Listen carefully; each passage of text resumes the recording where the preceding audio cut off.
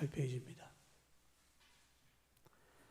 사랑하는 자들아, 너희는 우리 주 예수 그리스도의 사도들이 미리 한 말을 기억하라. 그들이 너희에게 말하기를 마지막 때에 자기에게 경건하지 않은 정욕대로 행하며 조롱하는 자들이 있으리라 했나니, 이 사람들은 분열을 일으킨 자며 육에 속한 자며 성령이 없는 자니라. 사랑하는 자들아, 너희는 너희의 지극히 거룩한 믿음 위에 자신을 세우며 성령으로 기도하며 하나님의 사랑 안에서 자신을 지키며 영생에 이르도록 우리 주 예수 그리스도의 긍휼을 기다리라. 어떤 의심하는 자들을 긍휼히 여기라. 또 어떤 자를 불에서 끌어내어 구원하라. 또 어떤 자를 그 육체로 더럽힌 옷까지도 미워하되 두려움으로 긍휼히 여기라. 아멘. 아멘. 예, 지난 한 주간 동안 감기인 줄 알았는데 대상포진이어서요. 아직 완전하지 않습니다. 한 주간은 좀 더 고생할 것 같은데 위에서 계속 기도를 부탁드립니다. 우리가 새 4월을 맞이해서 부활절을 지나면서 우리가 거룩에 관해서 나누겠다라고 했는데, 오늘은 유다서의 말씀으로 나누려고 합니다. 유다서 1절을 보면 유다서를 누가 썼는지, 누구에게 썼는지가 나와 있습니다. 예수 그리스도의 종이요 야고보의 형제인 유다는 부르심을 받은 자, 곧 하나님 아버지 안에서 사랑을 얻고 예수 그리스도를 위하여 지키심을 받은 자들에게 편지한다라고 이야기를 합니다. 예수 그리스도의 종이고 야고보의 형제라고 말하고 있는데, 이 유다에 대해서 여러 가지 의견들이 있었지만 대략적으로, 그리고 모든 분들이 공감하는 것이 야고보의 형제인데, 여기서 말하는 야고보는 야고보서를 썼던 예수님의 형제 야고보, 그러니까 이 유다도 예수님의 형제다라고 이제 해석을 합니다. 그래서 마태복음 13장에 보면 예수님께서 기적을 베푸실 때 나사렛 사람들이 저는 야고보와 요셉과 시몬의 형제가 아니냐라고 얘기를 하는데, 거기에서 말할 때 그 유다, 야고보, 요셉, 시몬 중에서 유다라고 말하는 것이죠. 그래서 이 유다가 예수 그리스도의 종이라고 자기를 이야기하고 있고 야고보의 형제라고 말하고 있는데, 유다가 이 유다서를 쓸 때만 해도 자기의 신앙을 정립하고 그리고 그 말씀을 받을 사람들, 하나님 아버지 안에서 부름받고 사랑받고 예수 그리스도를 위해 지키심 받은 자들을 향해서 쓰고 있는데, 그 믿음이 갖춰지지 않았을 때도 있었다라고 하는 것이죠. 마태복음 13장일 때도 그렇고 요한복음 13장에도 보면 이는 그 형제들까지도 예수를 믿지 아니함이로라 하는 말씀이 나옵니다. 분명히 자기들의 형인데 형 같지는 않고 아닌 것 같지도 않고 참 애매한 그런 모습이 그들 속에 있었다라고 하는 거죠. 형제들이지만 예수를 믿지 않았다. 예수님이 기적을 베푸시고 말씀을 선포하시지만 그 말씀과 기적을 받아들이기에는 용납되지 않는 무언가가 자기들 속에 있었다라고 하는 것이죠. 과거를 통해서 어떤 민낯을 드러내는 게 아니라 그런 모습이 있었으나, 그러나 지금의 유다는 그 모든 단계를 넘어서서 하나님의 말씀을 증거하고 있다라는 것을 이야기하는 것입니다. 유다는 부활하신 예수를 보기 전까지는 기적의 현장을 아무리 많이 봐도, 아무리 말씀을 많이 들었어도 믿음이 뿌리 내리지 않았습니다. 우리도 마찬가지죠. 우리도 성경에 관한 이야기, 예수님에 관한 이야기, 그리고 예수님의 기적, 이런 것들에 대해서 수없이 많이 들었습니다. 우리가 어린 시절만 해도요, 성탄이 되면 공영방송 TV에서 이 하나님에 관한 그리고 예수님에 관한 그런 영화들을 참 많이 보여줬습니다. 그런데 어느 순간부터 영화가 사라졌어요. 또 어느 순간부터 성탄이 가까우면 캐롤이 울렸었는데 캐롤을 듣기도 어렵습니다. 저작권료가 문제가 돼서 틀지를 못한다, 그렇게 얘기를 하는데, 어쨌든 예수님에 관한 이야기들을 수없이 많이 들려주던 이 세상에서 예수님에 관한 이야기가 점점 자취를 감추고 예수님에 관한 이야기를 듣지 못하다 보니 믿음이 점점 약해지고 부족해진다라는 얘기를 하게 되어지는 것이죠.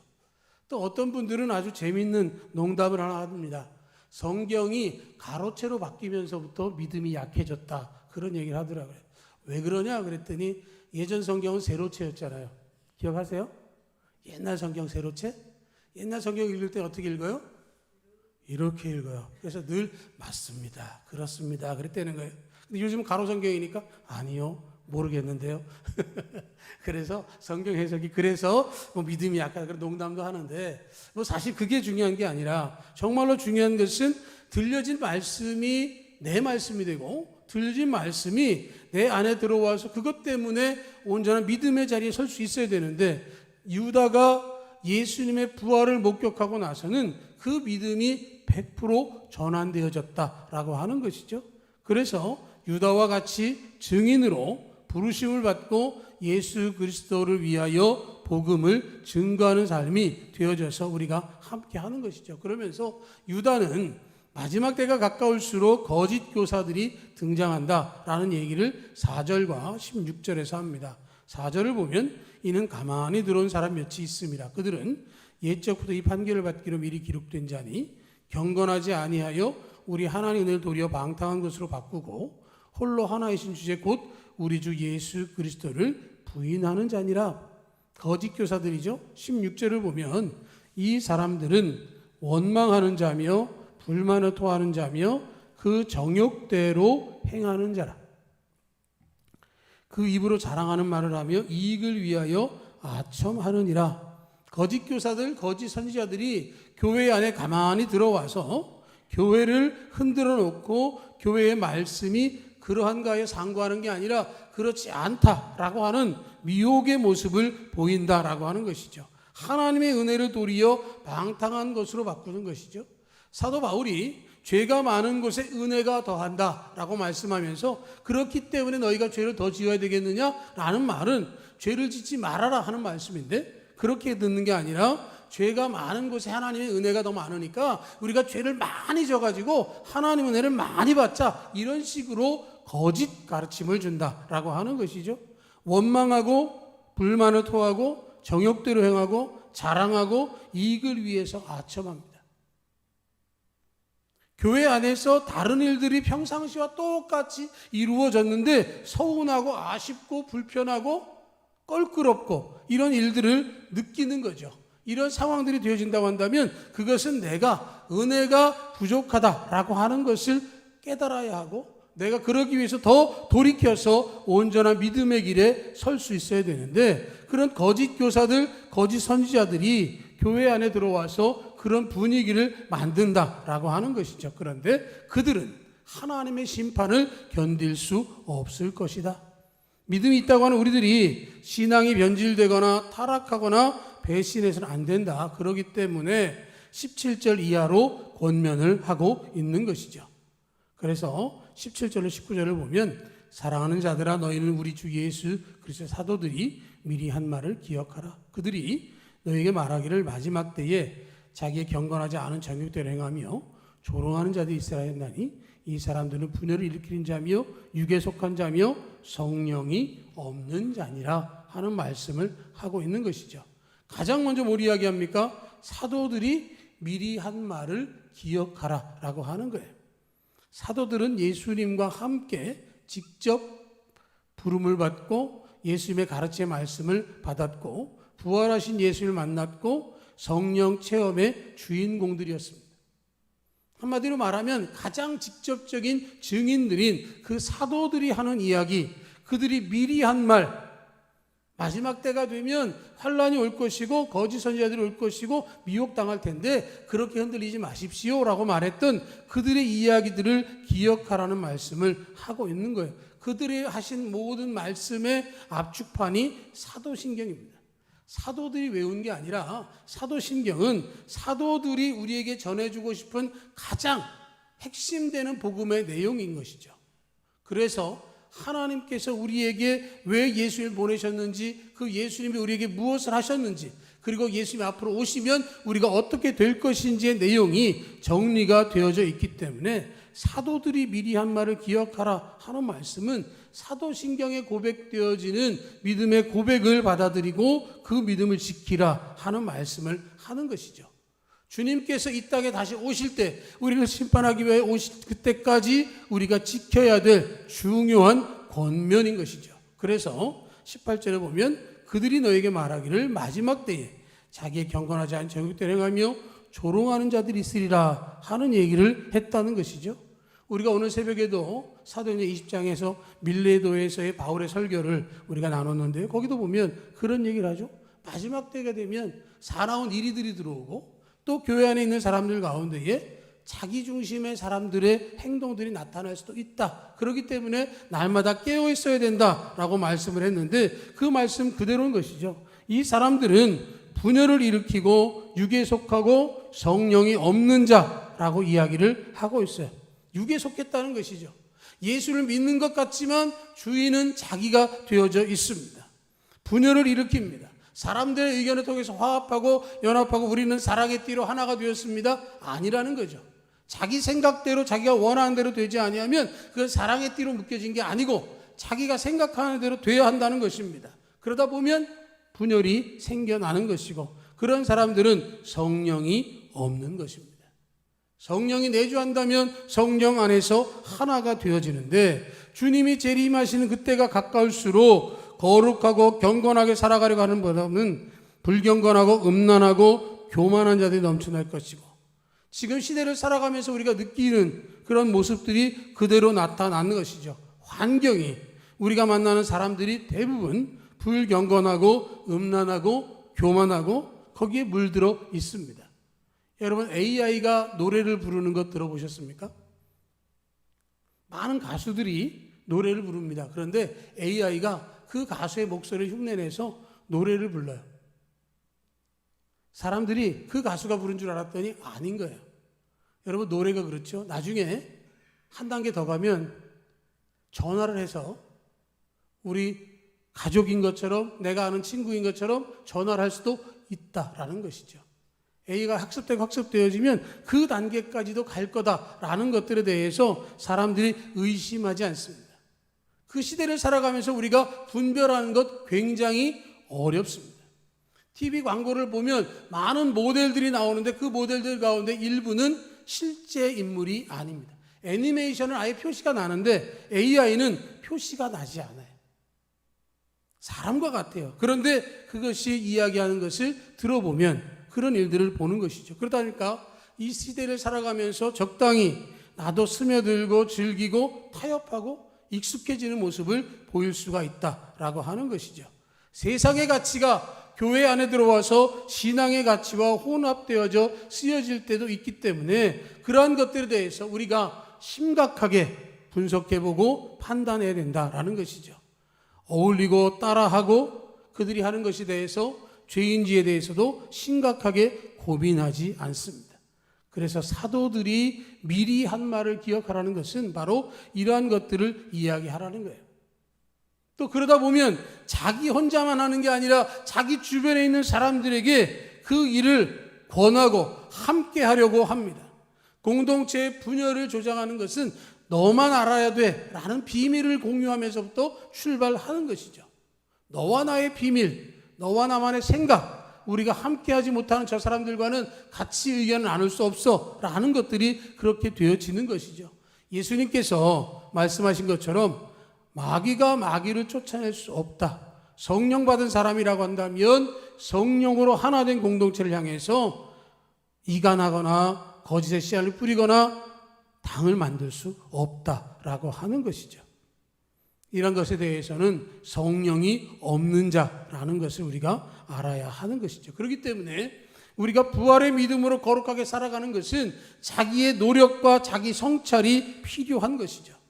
사도 바울의 날마다 일깨워라고 하는 말처럼 자기를 부인하는 겸손함의 모습이 있을 때 가능한 일입니다. 마음이 흐트러지고 다른 데에 시선이 가고 믿음을 지키는 일에 무관심해지면 금세 육에 속한 자와 똑같은 삶으로 살아가고 있는 것이죠. 마귀가 가장 싫어하는 것은 예배하고 기도하는 것입니다. 우리가 그리스도인으로서 거룩하고 경건하게 살아가는 것을 마귀는 싫어합니다. 어떻게든지 막으려고 하는 것이죠. 그래서 영국의 설교자였던 캠벨 몰간은 이렇게 얘기했습니다. 마귀의 전략은 그와 맞서 싸워야 할 사람끼리 서로 분열되게 만드는 것이다. 적전분열이라고 하는 것 이야기하죠.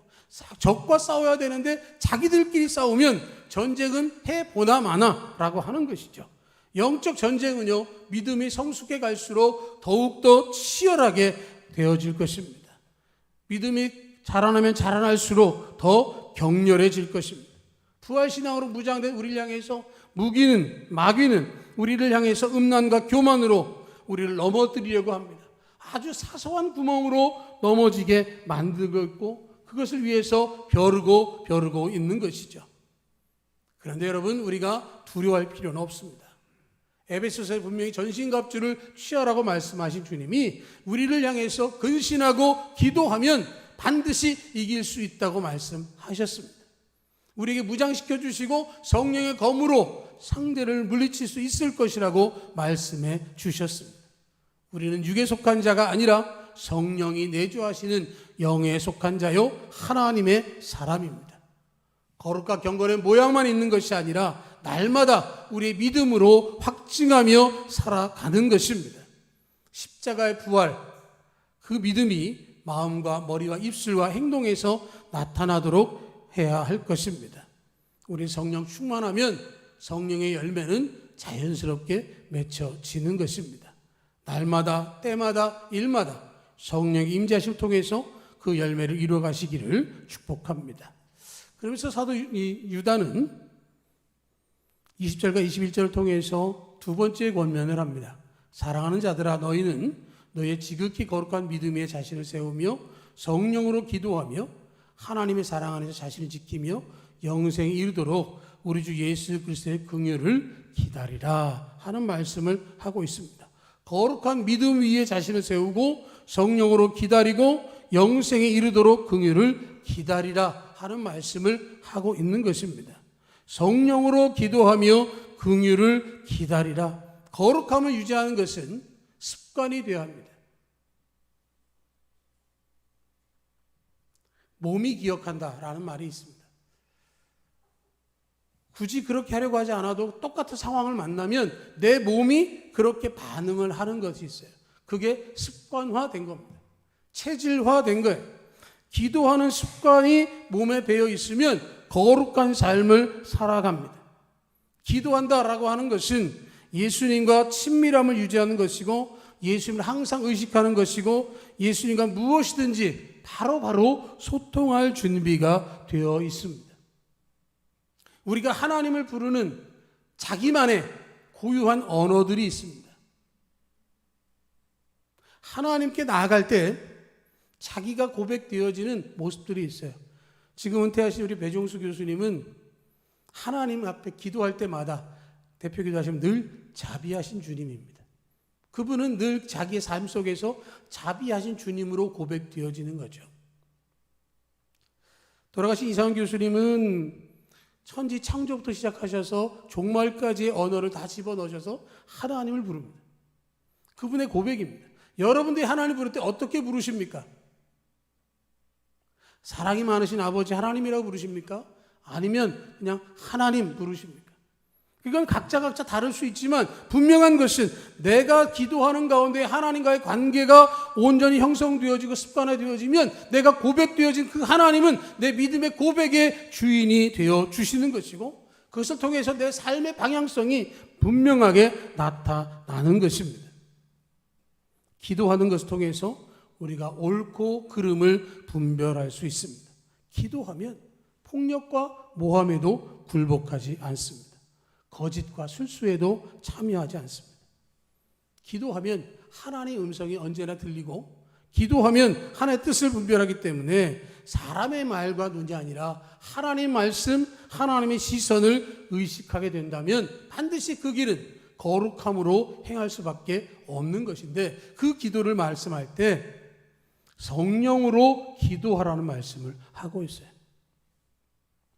내 힘으로 기도하면 기도하기가 정말 어렵습니다.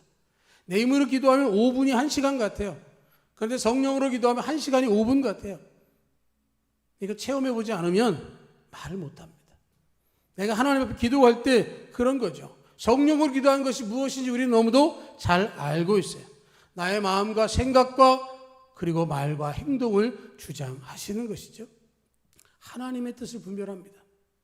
내가 기도할 수 없을 때 내 안에 계신 성령께서 말할 수 없는 탄식으로 하나님께 기도하도록 이끌어 주시고, 기도의 제목이 없는 것 같지만 하나님 뜻대로 기도하다 보면 수많은 기도들이 하나님에게 나아가는 것을 경험하게 되어지는 것이죠. 하나님 앞에서 겸손하게 하나님 뜻을 구할 때 하나님의 역사가 나타나는 것이고, 언행심사가 올바른가 하는 것으로 성령으로 기도하느냐 기도하지 않느냐를 확인할 수 있는 것입니다. 사람의 시선도 그렇다고 한다면 마지막 주님 앞에 섰을 때 그 모든 것들에 대한 평가를 받게 되어지는 것이죠. 그러기 위해서 긍휼을 기다리라는 말씀을 하고 있는 것이죠. 하나님의 은혜가 필요하다는 겁니다. 여러분, 긍휼하다라는 말은 불쌍하다의 극존칭어입니다. 불쌍히 여기는 것도 좋은 마음인데요, 긍휼히 여기는 것은 그것보다 훨씬 큰 마음으로 그 사람을 바라보는 것이죠. 그 사람을 어여삐 여기고 그 사람을 불쌍히 여기고 그 모든 것들이 최고로 마음에 남겨진 것을 긍휼히 여긴다라고 말하는 것인데, 예수 그리스도의 긍휼히를 기다린다는 말씀은 바로 주님의 그 은혜를 우리가 기다리고 있는 거예요. 나를 비춰보니까 내 스스로도 부족하고 부끄러운 모습이 있는데, 예수님의 긍휼이 아니면, 예수님의 그 보혈이 아니면 해결되지 않겠기 때문에 그것을 기다리고 있는 거예요. 성령으로 기도하면서 나를 불쌍히 여겨달라고. 맹인들이 다윗의 자손 예수여 우리를 불쌍히 여기소서라고 하는 고백은 바로 그런 고백인 거죠. 세상으로부터도 뒤처지고 세상으로부터 손가락질 당하고 세상으로부터 제 몫을 하지 못하는 사람이라고 하는 평가 속에 빠졌던 그 맹인들의 입장에서 보면, 불쌍히 여겨달라고 하는 그 고백은 자기 자신을 처절하게 인정하는 것이고 주님의 은혜를 사모하는 것인데, 바로 그것이 우리들 마음 가운데 있어져야 된다라고 하는 것입니다. 그렇게 나아가서 긍휼을 기다리는 사람에게는 하나님의 은혜가 임하고 거룩한 하나님의 백성으로 살게 만들어 주신다라고 하는 것이죠. 오늘 하루만이 아니라 매 순간 그런 은혜가 있는 것입니다. 내가 성령으로 기도하며 긍휼을 기다리는 매일을 살아가면, 오늘 하루를 그렇게 살아가면 하루하루가 쌓여서 우리의 삶의 모습이 달라지고 습관화되어져서 거룩한 백성이 되어진다라는 것을 말씀하고 있는 것이죠. 그래서 22절 이하에 보면, 어떤 의심하는 자들을 긍휼히 여기라. 또 어떤 자를 불에서 끌어내어 구원하라. 또 어떤 자를 그 육체로 더럽힌 옷까지도 미워하되 두려움으로 긍휼히 여기라. 내가 그리스도로부터 긍휼히 여김을 얻었다고 한다면, 그렇지 못한 사람들을 향해서도 긍휼한 마음을 품고 그들을 불쌍히 여기라는 말씀을 하고 있어요. 의심하는 자들을 긍휼히 여겨라. 예수 그리스도 부활의 믿음을 갖지 못한 자들, 예수 그리스도의 믿음을 통해서 거룩하게 살아가야 되는데 그렇게 하지 못하는 사람들을 불쌍하게 여기고 그 어떤 자들을 불에서 끌어내어 구원해라. 그렇게 분열하고 육에 속해 있고 성령이 없는 그 사람들에게 성령이 임함을 통해서 분열이 아니라 하나 되어지고 육에 속한 게 아니라 영에 속한 자로서 성령 충만한 자가 될 수 있도록 그 자리로부터 건져내라는 말씀을 하고 있어요. 그들을 향해서 권고하라는 것이죠. 그러면서 어떤 자를 그 육체로 더럽힌 옷까지도 미워하되 두려움으로 긍휼히 여겨라. 죄 가운데 사는 사람, 지은 죄는 하나님께서 진노하시기 때문에 죄의 옷을 벗어버리게 하고 거룩한 새 옷을 입도록 이끌어갈 수 있도록, 사람은 미워하지 말고 죄는 죽기까지 미워하라 하는 말씀을 하는 것이죠. 22절로 23절을 정리해 보면, 죄에 대해서만큼은 단호해야 하지만 영혼에 대해서는 긍휼히 여기며 그 영혼이 구원받기 위하여 주님의 사랑을 증거하라는 말씀을 하고 있습니다. 욕하고 저주하고 언젠가 다툼으로 싸우지 말고 끝까지 그들이 돌아올 수 있도록 불쌍히 여기는 마음으로 그들의 영혼을 위해서 기도하라는 말씀을 하고 있습니다. 누가복음에서 탕자의 비유라고 말하지만, 그 아버지의 품을 떠나 모든 것을 허랑방탕에서 버렸던 그 아들이 돌아오기를 기다렸던 그 아버지의 마음으로 그 영혼들을 향해서 그 시선으로 행할 때, 성령으로 기도하고 긍휼을 기다려서 은혜를 받았던 내가 받은 은혜를 또 다른 이들에게 나눌 수 있을 거라고 하는 말씀을 하고 있는 것이고, 그것은 우리의 거룩으로 완성된다는 사실을 기억해서 온전한 믿음 가운데 하나님의 은혜를 증거하고 주님의 은혜가 되시는 우리가 될 수 있기를 주의 이름으로 축복합니다. 아멘.